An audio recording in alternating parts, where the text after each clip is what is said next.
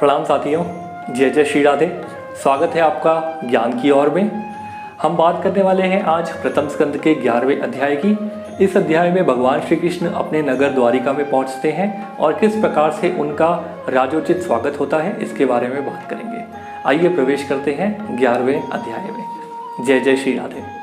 बंधुओं, भगवान श्री कृष्ण ने अपने देश आनर्त में पहुंचकर वहाँ के लोगों की विरह शांत करने के लिए अपना 5 जन्य शंख बजाया।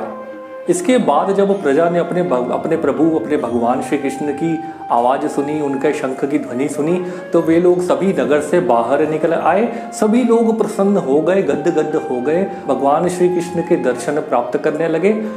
आप हमारे माता हैं, आप हमारे पिता हैं, आप ही हमारे स्वामी हैं, आपको पाकर हम सनात हो गए। इस प्रकार की सभी लोग भगवान श्री कृष्ण से अर्चना करने लगे। उनको कहने लगे, आपके बिना जिस प्रकार से सूर्य ना हो तो अंधकार हो जाता है, उसी प्रकार से द्वारिका नगरी में जब तक आप नहीं थे, आप जहाँ चले गए थे, आपके आने के बाद में प्रकाश हो गया है। आप हमारे लिए सूर्य के समान हैं। ऐसा सारी प्रजा भगवान श्री कृष्ण से प्रार्थना कर रही है द्वारिका में। इसके बाद भगवान श्री कृष्ण नगर में प्रविष्ट हुए, द्वारिका में प्रविष्ट हुए। भगवान द्वारिका में अंदर आकर देखते हैं कि हर घर के बाहर ध्वज लगे हैं, पताका लगे हैं, दरवाज़ों पर और फाटकों पर बंदर वार बंधे हैं भगवान के स्वागत के लिए। लोगों ने अपने घरों के बाहर बहुत से कलश रखे हुए हैं, अक्षत यानी चावल से भरे हुए, ईख से भरे हुए, दही से भरे हुए। ये सभी उपहार भगवान को देने के लिए, भगवान को अर्पित करने के लिए सभी ने अपने घर के बाहर सजाकर रखे हुए हैं। जब यह समाचार भवन में पहुंचता है कि भगवान श्री कृष्ण द्वारिका में आगमन कर रहे हैं, तो अक्रूर जी, उग्रसेन जी, वासुदेव जी, बलराम जी, प्रद्युम्न जी, सांब जी, चारुदेष्ण आदि ये सभी लोग भगवान की केवल खबर सुन के इतने प्रसन्न हो जाते हैं कि जो अपने इम्पोर्टेंट काम, जो अपने आवश्यक कार्य थे, वे भी छोड़कर भगवान के दर्शनों के लिए, भगवान के स्वागत के लिए दौड़ पड़े। भगवान धीरे धीरे नगर में प्रवेश कर रहे हैं।